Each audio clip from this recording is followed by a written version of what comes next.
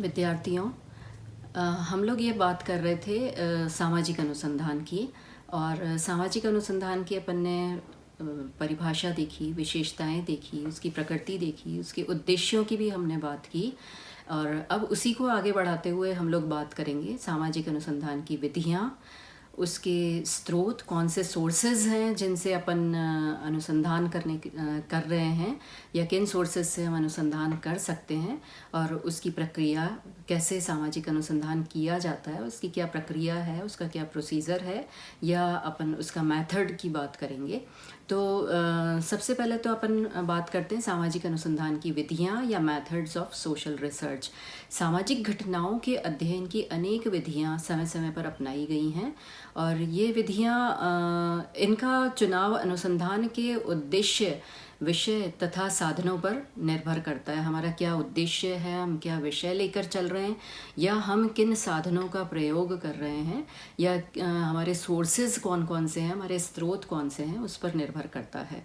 तो मुख्य रूप से हम 2-3 विधियां लेकर के यहाँ चलेंगे। अपन पहली विधि की बात करेंगे, गुणात्मक विधि, या गुणात्मक विधियां क्या होती हैं, क्वालिटेटिव मेथड क्या होते हैं। तो सामाजिक अनुसंधान में गुणात्मक विधियों का उपयोग विशेष रूप से होता है, और इसका कारण यह है कि सामाजिक तथ्य स्वभाव से अमूर्त तथा जटिल होते हैं। हम उनको जानते हैं परंतु उनकी निश्चित माप नहीं बता सकते, इसलिए हम गुणात्मक विधि का प्रयोग कर रहे हैं, क्योंकि हम उनका माप ठीक तरह से उसका मापन नहीं कर सकते, इसलिए इस विधि का प्रयोग किया जा रहा है। इसके अंदर हम उनके व्यक्तियों के अनुभव, भावनाएं तथा प्रतिक्रियाओं को सुनते हैं और उसके आधार पर विश्लेषण करते हैं। दूसरी विधि अपन लेकर के चलते हैं संख्यात्मक विधि या न्यूमरेटिव मेथड। इसके अनुसार विभिन्न तथ्यों की एक निश्चित माप होता है, विभिन्न तथ्यों का एक निश्चित माप लिया जाता है।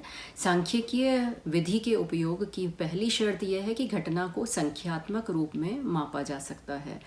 तो जैसे परिवार का आकार, लोगों की संख्या, लोगों की आय, व्यय, बीमारी आदि के आंकड़े।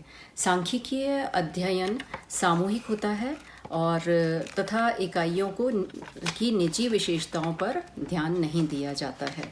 इसके अलावा अपन अन्य विधि का भी प्रयोग करते हैं, यह है प्रयोगशाला या कार्यस्थल अध्ययन विधियाँ।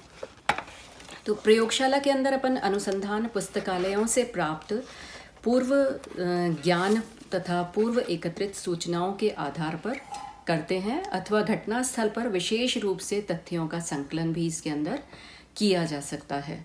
इसके अलावा जो विधि होती है हमारी, वो है प्रायोगिक तथा सर्वेक्षण विधि, एक्सपेरिमेंटल एंड सर्वे मेथड। और सर्वेक्षण विधि का अनुसंधानकर्ता स्वयं घटना पर, सर्वेक्षण विधि के अंदर अनुसंधानकर्ता स्वयं घटनास्थल पर पहुंचता है तथा घटना का उसके स्वाभाविक स्थल पर ही अध्ययन करता है। अधिकांश सामाजिक घटनाएं प्रायोगिक अध्ययन के अनुपयुक्त होती हैं, अतः उनमें सर्वेक्षण विधि का ही उपयोग किया जाता है। अगली विधि या अगली प्रणाली हम यूज़ कर सकते हैं विकासवादी अथवा प्रजनन प्रणाली, डेवलपमेंटल मेथड। इसे ऐतिहासिक विधि भी कहते हैं, इसे हम हिस्टोरिकल मेथड भी कह रहे हैं। इससे हम किसी घटना के विकास का इतिहास जानने का प्रयत्न करते हैं, और इस प्रकार अनेक तथ्यों में अंतर्निहित एकता का पता लगाते हैं।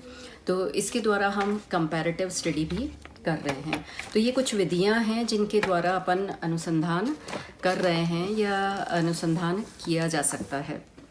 अब इसके बाद अनुसंधान में सूचनाओं के स्रोत, हमको सूचनाएं कहाँ से मिलती हैं, उनके कौन कौन से सोर्सेज हैं, ये हमको पता लगाना है, या ये हमको देखना है कि कौन से स्रोत हैं जिनसे हमको सूचनाएं प्राप्त हो रही हैं। तो अनुसंधान, सामाजिक अनुसंधान के लिए सामग्री की आवश्यकता होती है, उसे कई साधनों से प्राप्त किया जा सकता है। इसके पीवी यंग बताते हैं कि लिखित तथा संकलित 2 स्रोतों में हम इसको बांट सकते हैं। लिखित स्रोत में यह पूर्व संकलित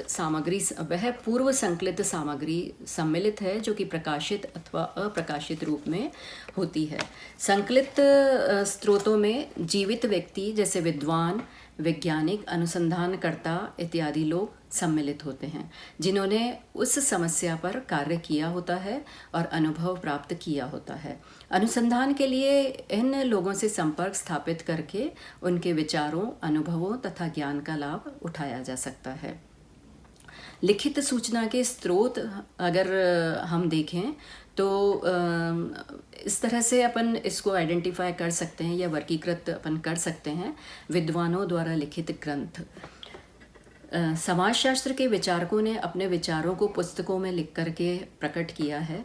उन ग्रंथों से हमें अनुसंधान के उपयुक्त बहुत कुछ सामग्री उपलब्ध हो जाती है और उससे सामाजिक घटना की सूचना के अतिरिक्त उनके विचार भी ज्ञात होते हैं। किसी भी अनुसंधान के पहले उस संबंध में प्रकाशित साहित्य का ज्ञान होना आवश्यक होता है, या हम सर्वेक्षण रिपोर्ट के आधार पर भी तथ्य एकत्रित कर सकते हैं और अनुसंधान को आगे बढ़ा सकते हैं। सरकारी तथा गैर सरकारी संस्थाओं द्वारा समय समय पर सर्वेक्षण की रिपोर्ट निकाली जाती है। यह रिपोर्ट संबंधित अनुसंधान के लिए महत्वपूर्ण सामग्री प्रदान करती है। लोगों के संस्मरण भी अनुसंधान करने के सोर्स हो सकते हैं, हमारे स्रोत हो सकते हैं। तो लोगों की जीवनियाँ, आत्मकथाएं, बायोग्राफीज़, ऑटोबायोग्राफीज, संस्मरण तथा पत्रों से अनेक सामाजिक विषयों पर महत्वपूर्ण सूचनाएं प्राप्त होती हैं और ये हमको अनुसंधान करवाती हैं। ये हमारे सोर्स होते हैं, स्रोत होते हैं अनुसंधान करने के। लोगों के यात्राओं के वर्णन, किसी विशेष विषय पर भी पर्याप्त जानकारी हमको दे सकते हैं। इसी तरीके से ऐतिहासिक वृत्तांत, अनेक ऐतिहासिक वृत्तांतों से प्राचीन सामाजिक परंपराओं, रूढ़ियों, रीति रिवाजों, सामाजिक व्याख्याओं का पता लगता है, जो कि सामाजिक अनुसंधान के लिए उपयोगी होती हैं।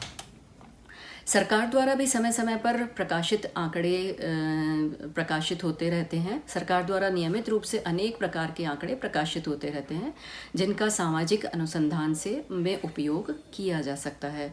स्वास्थ्य संबंधी, जनसंख्या संबंधी या शिक्षा, रोजगार आदि के संबंध में प्रायः प्रत्येक सरकार द्वारा आंकड़े प्रकाशित किए जाते हैं। इस प्रकार सामाजिक व्याधिकी से संबंधित अनेक प्रकार के आंकड़े, जैसे अपराध की संख्या, बीमारी इत्यादि के आंकड़े भी प्रकाशित होते रहते हैं। तो ये सब सामाजिक अनुसंधान के लिए उपयोगी हो सकते हैं। और इसके अलावा अगर कोई अन्य रिकॉर्ड हैं, प्रकाशित रिकॉर्ड हैं, चाहे वो अखबार में छपा हो या टीवी में आया हो, ये भी सब हमको प्रेरित करते हैं ये करने के लिए। सामाजिक अनुसंधान करने के हमारे स्रोत होते हैं जिनसे अपन जानकारी जुटा सकते हैं। अगर अपन प्रत्यक्ष स्रोतों की बात करें तो प्रत्यक्ष स्रोत प्रकाशित तथा अन्य लिखित सूचनाओं के अतिरिक्त अनुसंधानकर्ता को बहुत सी सूचनाओं की आवश्यकता होती है, उनको उपलब्ध करवाने का कार्य करता है। इसके लिए प्रत्यक्ष सूचना प्राप्त करना अनिवार्य होता है और अनुसंधानकर्ता स्वयं अनुसंधान विषय के प्रत्यक्ष संपर्क में आता है और इसके द्वारा पूर्व संकलित सूचना की जांच भी की जा सकती है। तो प्रत्यक्ष के जानकारी प्राप्त करने के लिए या प्रत्यक्ष जानकारी के लिए हम प्रत्यक्ष अवलोकन कर सकते हैं। इस विधि के द्वारा अनुसंधानकर्ता स्वयं अनुसंधान विषय का अवलोकन करके सूचनाएं प्राप्त कर सकता है। यह अवलोकन आकस्मिक भी हो सकता है तथा विधि पूर्ण एवं पूर्व नियोजित भी हो सकता है। अवलोकन कार्य स्वयं अनुसंधानकर्ता कर सकता है अथवा उसके लिए वो अन्य कार्यकर्ताओं की सहायता भी ले सकता है, या फिर हम संबंधित व्यक्तियों से सूचनाएं ले सकते हैं। और बहुत सी बातों का अवलोकन नहीं किया जा सकता, इसलिए सूचना स्वयं संबंधित व्यक्ति से ही प्राप्त कर ली जाती है। इसकी भी दो विधियां हैं, या तो हम प्रत्यक्ष साक्षात्कार कर लेंगे या हम डाक के माध्यम से प्रश्नावली प्रेषित कर देंगे, तो इससे भी हमको सूचनाएं प्राप्त हो जाती हैं।